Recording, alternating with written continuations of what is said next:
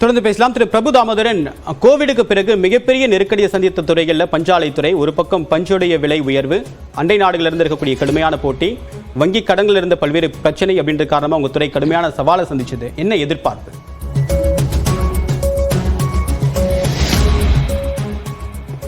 வணக்கம். பொதுவாக பொருளாதாரத்தில் டிமாண்ட் அண்ட் சப்ளை அப்படின்னு ரெண்டு சைட் ஆஃப் இஷ்யூ சொல்லுவாங்க. பொதுவாக சப்ளை சைடு நிறைய விஷயங்கள் நம்ம ஒரு 4-5 வருடங்களாக ஒரு டிமாண்ட் கோவிட் சமயத்தில் வந்ததுனாலையும் இன்ஃப்ராஸ்ட்ரக்சரில் நிறைய ஸ்பெண்ட் பண்ணி சப்ளை சைடு நிறைய எஃபர்ட் எடுத்து எல்லாருமே கெப்பாசிட்டிஸ் பில்டு பண்ணியிருக்காங்க. இப்போ டிமாண்ட் சைடு தான் சேலஞ்சஸ் இருக்குது. நம்ம டிமாண்ட் இன்க்ரீஸ் பண்ணுறதுக்கு 2 விதமான வேலைகள் செய்ய வேண்டும். ஒன்று எப்படி நம்ம எக்ஸ்போர்ட்ஸை அதிகப்படுத்துறது. உதாரணமாக எங்கள் துறையில் மாதம் $1.2 பில்லியன் அளவிற்கான ஆயத்த ஆடைகளை நம்ம ஏற்றுமதி செய்கிறோம்.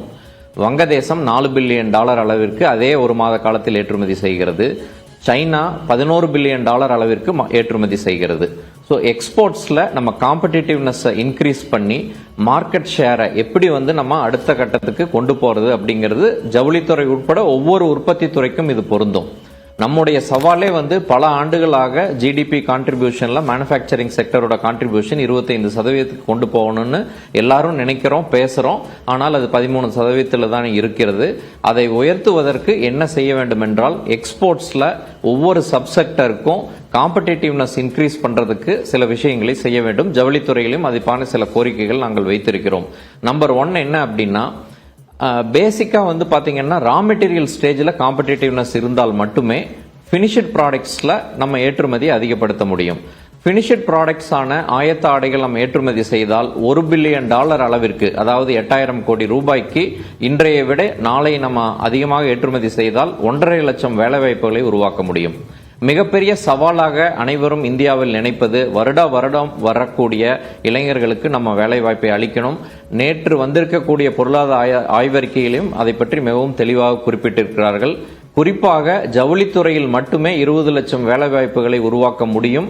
அதற்கான சாத்தியக்கூறுகள் இருக்கின்றன என்று பொருளாதார ஆய்வறிக்கையிலும் தெரிவித்திருக்கிறார்கள்.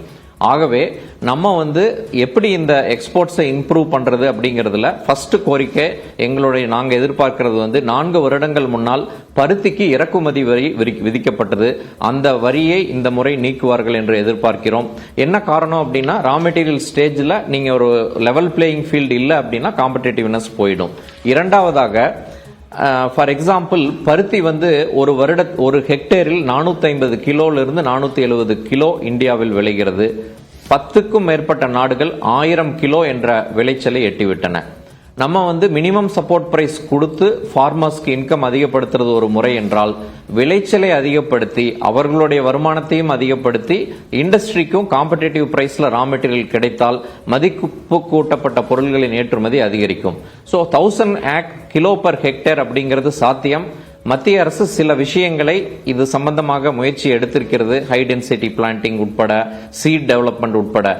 அதற்கு ஒரு தெளிவான ஒரு டார்கெட் ஓரியன்டட் டார்கெட் ரா மெட்டீரியலுடைய முக்கியத்துவத்தை பத்தி பேசுறீங்க, வரி குறைப்பையும் எதிர்பார்க்கிறீங்க. தொடர்ந்து பேசலாம். அடுத்ததாக மிகப்பெரிய எதிர்பார்ப்பு அப்படின்னு பார்க்கும்போது, நடுத்தர வருவாய் பிரிவினருக்கு வரிச்சலுகை கிடைக்குமா அப்படின்றது தான். அதை பற்றி பேசுவதற்காக பட்டய கணக்காளர் திரு சுந்தரராமன் இணைகிறார். ஒரு சிறிய இடைவெளிக்கு பிறகு அவரிடம் பேசலாம்.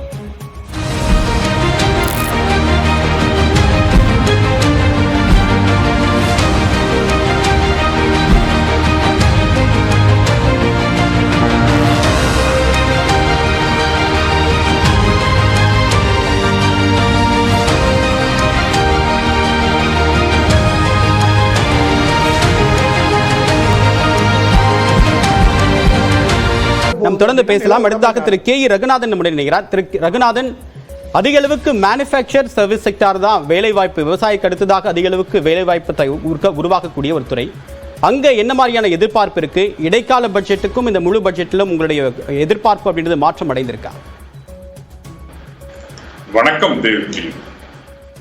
முதல்ல நிதி அமைச்சர் 6வது முறையாக முழு பட்ஜெட் தொடர்ச்சியாக தாக்கல் செய்யும் முதல் பெண் நிதி அமைச்சர் என்ற பெருமை தமிழகத்திற்கும் தமிழகத்தை சார்ந்த நிதி அமைச்சருக்கும் வந்திருப்பதிலே மகிழ்ச்சி அடைகிறோம். வாழ்த்துக்கள், பாராட்டுக்கள். அவர் இதுவரை கொடுத்த பட்ஜெட் ஒவ்வொன்றுமே சாதாரணமான ஒரு சூழ்நிலையில் கொடுக்கப்பட்டதல்ல.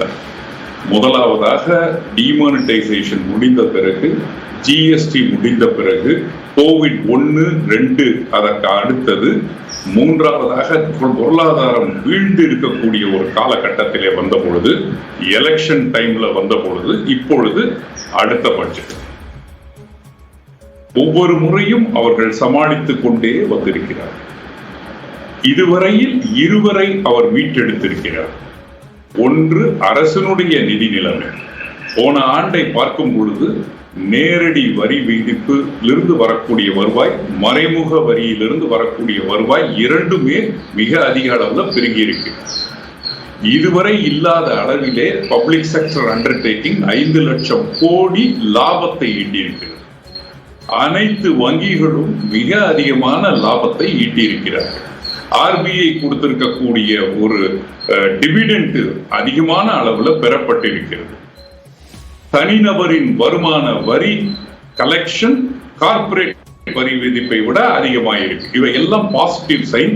ஆகவே அரசு காப்பாற்றப்பட்டவர்கள் கார்ப்பரேட் நிறுவனங்கள், அவர்களுக்கு கொடுக்கப்பட்ட பிஎஃப் கட்டும் இவை அனைவருமே காப்பாற்றப்பட்டிருக்கிறார்கள். மிக அதிக அளவிலே அவர்கள் நிதிநிலை சீராகிடுச்சு அப்படின்னு எப்படி நம்ம சொல்ல முடியும்? அவங்க வாங்கின ஒட்டுமொத்த ஜிடிபில 18% கடன் இருக்கு, வெளிநாட்டு கடன் இருக்கு.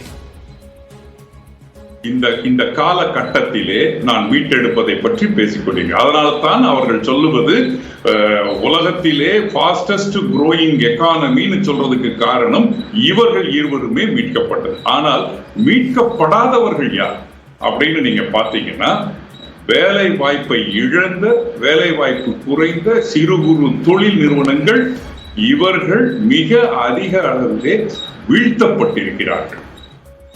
இம்போர்ட் அதிகமாயிருச்சு, எக்ஸ்போர்ட் குறைஞ்சிருச்சு. இவைகளுக்கு நடுவில் இருக்கக்கூடிய டெபிசிட் அதிகமாயிருச்சு. சாமானிய மக்களின் கையிலே பணம் இல்லை, அதுதான் உண்மை. பணக்காரர்கள் மிக பணக்காரர்கள் ஆகியிருக்கிறார்கள். சாமானியர்கள் வருமானத்திலே இழந்து காணப்படுகிறார்கள். சிறு குறு தொழில் முனைவோர்கள் அழிந்து போயிருக்கிறார்கள், அல்லது அழிந்து கொண்டிருக்கிறார்கள், அல்லது காணாமலேயே போய்கொண்டிருக்கிறார்கள். இவர்கள் இருவரும் படும் கஷ்டத்தை நேற்றைய பொருளாதார அறிக்கையில் தெளிவாக குறிப்பிடப்பட்டிருக்கிறது. சிறு குறு தொழில்களை பற்றி சொல்லும் பொழுது, நாம் கடந்த முறை இவர்களுக்கு தேவையானதை செய்யவில்லை, செய்ய தவறிட்டோம்ன்றதையும் குறிப்பிட்டிருக்கு. ஆண்டிற்கு இனிமேல் 80 லட்சம் பேருக்கு வேலை வாய்ப்புகளை உருவாக்க வேண்டிய கடுமையில இருக்கிறோம்னு சொல்லியிருக்காங்க. ஆர்டிபிஷியல் இன்டெலிஜென்ஸ்னால வேலை வாய்ப்பு குறையும் என்பதையும் சொல்லியிருக்கிறாங்க. அதே நேரத்துல உற்பத்தி துறையிலிருந்து ஜிடிபியினுடைய பங்களிப்பும் குறைந்திருக்கிறது. மூன்றாவதாக நாம் அனைவருமே உணர்ந்து கொள்ள வேண்டியது என்ன அப்படின்னு பார்த்தா, ஒரு நாட்டினுடைய வளர்ச்சி அனைவரை உள்ளடக்கியதாக இருக்க வேண்டும். இப்போ பர் கேபிட்டா ஜிடிபியில் இந்தியா $2600 தான் இருக்கிறது. பக்கத்தில் இருக்கக்கூடிய சிங்கப்பூர் $70,000 இருக்கு. அப்போ பர் கேபிட்டா இன்கம், அதாவது தனிநபருடைய வருமானம் ஜிடிபியில் இருந்து எடுக்கும் பொழுது உயரவில்லை என்றால் நாட்டில் சுபிட்சம் வருவதற்கு வாய்ப்பில்லை. இவைகள் போக இந்த ஆண்டு இந்த நிதியமைச்சர் மிக அதிகமாக கவனம் செலுத்த வேண்டியது வேலை வாய்ப்புகளை உருவாக்குவதில், குறிப்பாக இன்ஃபார்மல் செக்டர்ல இருந்து வேலை வாய்ப்புகளுக்கு முக்கியத்துவம் தரணும் அப்படின்னு சொல்லியிருக்கீங்க. சிறு மற்றும் நடுத்தர தொழில்களுக்கு முக்கியத்துவம் கொடுக்கணும் அப்படின்னு சொல்லியிருக்கீங்க. வேலை வாய்ப்பை அதிக அளவுக்கு உருவாக்கும் அப்படின்னு நம்பிக்கை கொண்டிருந்த கார்ப்பரேட் நிறுவனங்கள் அண்மை காலமாக அதிக அளவுக்கு வரிச்சலுகை பெற்றதை பார்த்தோம். ஆனால் வேலை வாய்ப்புகளை அவங்க ஜெனரேட் பண்ணியிருக்காங்களா அப்படின்ற கேள்வி எழுந்திருக்கு. இதை பற்றி நம்ம தொடர்ந்து பேசலாம் ஒரு சிறு இடைவேளைக்கு பிறகு.